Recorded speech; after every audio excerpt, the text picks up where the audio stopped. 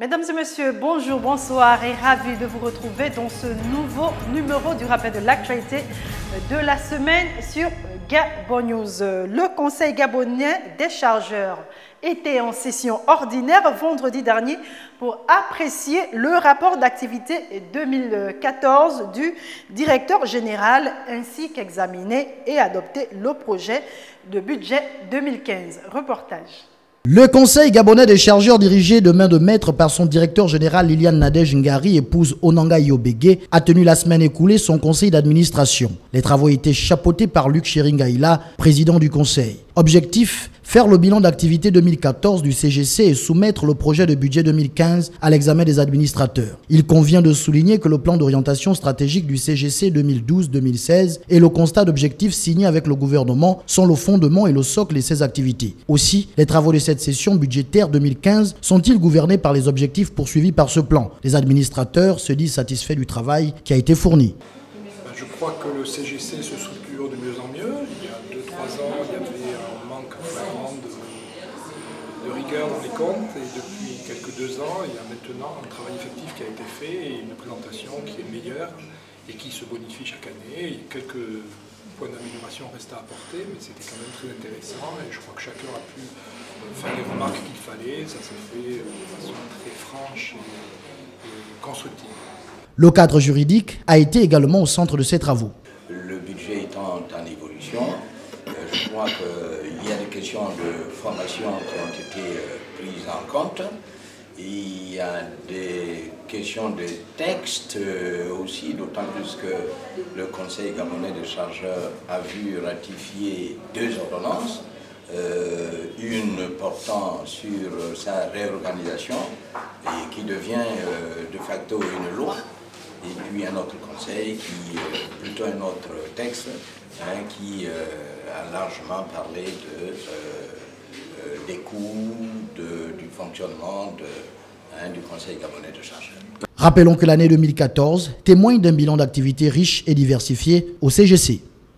La société civile gabonaise réunie au sein de la plateforme Gabon Mater Mon Droit a animé un point de presse samedi dernier au siège de Braine Forest, 6 au Charbonnage, un quartier de Libreville. Il était question pour eux de prendre position suite à la promulgation de la loi numéro 002-2014 portant orientation du développement durable en République gabonaise. Les précisions dans ce reportage de Marcel Tsonga sur les images de Refi Tsoga. Faisant suite à la promulgation de la loi portant orientation du développement durable, dont s'inspireront les différentes lois sectorielles afin de diriger les politiques de développement durable en République gabonaise, la plateforme Gabon Mater Mon Droit a conduit une analyse de contenu avec l'appui de ses partenaires et d'autres personnes ressources. Les organisations de la société civile gabonaise sont très occupées au regard des implications directes ou indirectes de cette loi, tant au niveau national et local. Il y a lieu de saluer le fait que la Commission Environnement et Développement Durable au niveau du Parlement a auditionné les représentants de la société civile dans le cadre du processus d'élaboration de cette loi.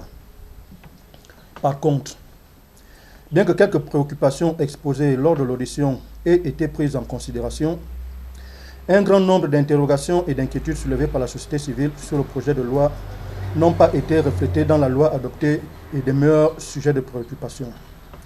Donc c'est ces différentes préoccupations que nous avons essayé de synthétiser dans la présente note de position. En observation générale, nous dirons que cette loi reste très floue et ouverte à l'interprétation. La loi reste difficilement compréhensible et énonce des concepts nouveaux, sans donner leur contenu ou plus de détails sur les modalités de leur mise en œuvre.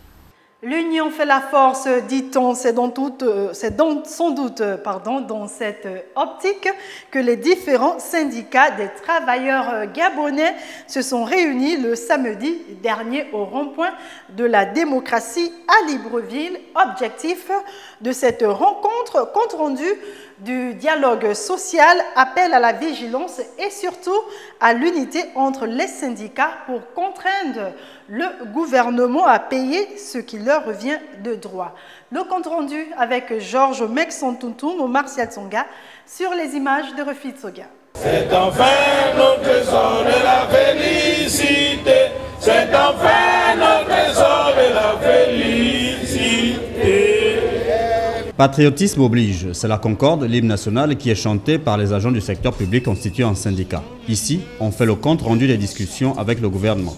Nous avons demandé le relèvement du SMIC à 300 000, le relèvement de la valeur indiciaire à 1 500, le rajout de 150 points supplémentaires sur chaque indice initial, la création de la catégorie A0 pour les titulaires du doctorat, la réduction de la durée de carrière des agents publics de 37 à 20 ans, la réduction du stage probatoire de 6 à 12 mois au lieu de 1 à 2 ans.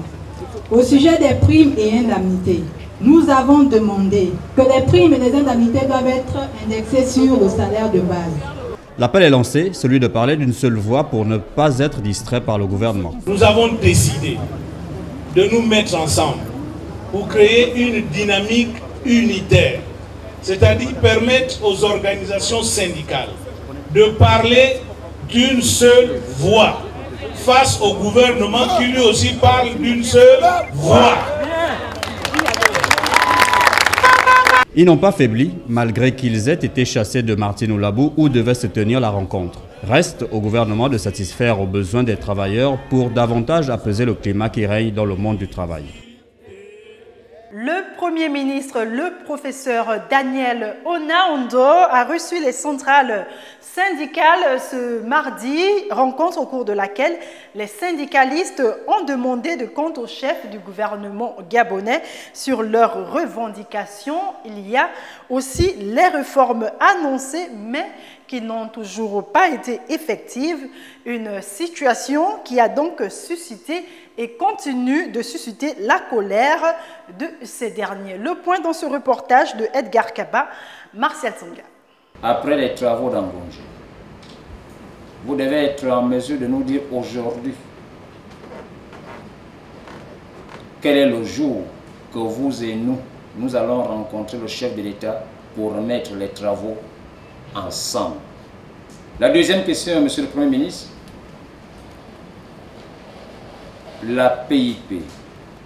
La troisième question, Monsieur le Premier ministre, et cela en tenant compte du discours du chef de l'État lors de son adresse au 31 décembre 2014. Il a dit, même sans attendre les résultats qui sortiront d'Angonji, le nouveau système de rémunération doit être mis en application dès janvier 2015. Ici, les trois questions posées au Premier ministre par l'un des représentants du MOSAP après les interventions paraissent également de revendications énoncées par d'autres leaders des centrales syndicales au cours de la rencontre de mise au point sur les avancées ou non de l'ensemble des revendications posées par les 46 centrales syndicales, tout secteur confondu sur la table du gouvernement gabonais. Au cours de ces échanges qui se sont tenus au ministère de la Défense, quelques syndicalistes ont demandé des comptes au professeur Daniel Onaondo sur le rapport des travaux qui s'étaient déjà tenus durant 30 jours à Angonji et qui, à ce qu'il semble, devait déjà connaître des avancées à ce jour. Le Premier ministre, pour clore cette rencontre, a appelé les leaders des centrales syndicales à continuer de prioriser le dialogue et à rassurer ces travailleurs quant à la résolution méthodique et progressive de l'ensemble de leurs revendications qui sont selon lui jugées légitimes. Et cette note politique pour la boucle de cette émission, l'honorable Vincent de Paul Ngonjou, député du Parti démocratique gabonais, entendez PDG, a profité du samedi dernier pour présenter ses vœux 2015 aux populations du 3e arrondissement, précisément à son QG de Sainte-Marie. C'est une rencontre festive que le député a aussi offert à ses militants. C'est un reportage signé Edgar Kaba, Martial Tsonga, sur les images de Refit Soga. Ils sont venus des 4 coins du 3e arrondissement de la commune de Libreville. Ils, ce sont les militants du Parti démocratique gabonais, venus écouter les vœux de nouvel an de leurs élus.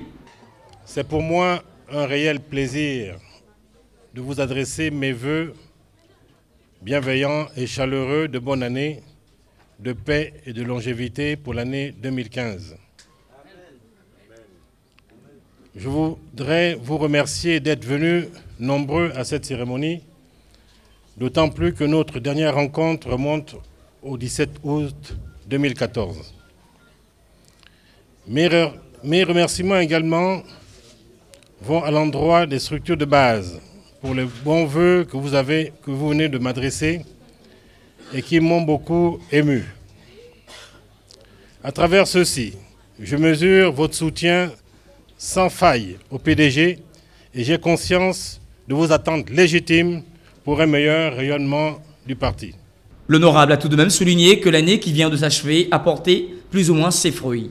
L'année 2014 qui vient de s'achever aura été positivement marquée par la mise en œuvre accélérée des promesses du distingué camarade président du parti, le président de la République, Ali Bongo Ondimba, contenues dans le plan stratégique Gabon émergent et le pacte social, déclinaison de son projet de société L'avenir en confiance.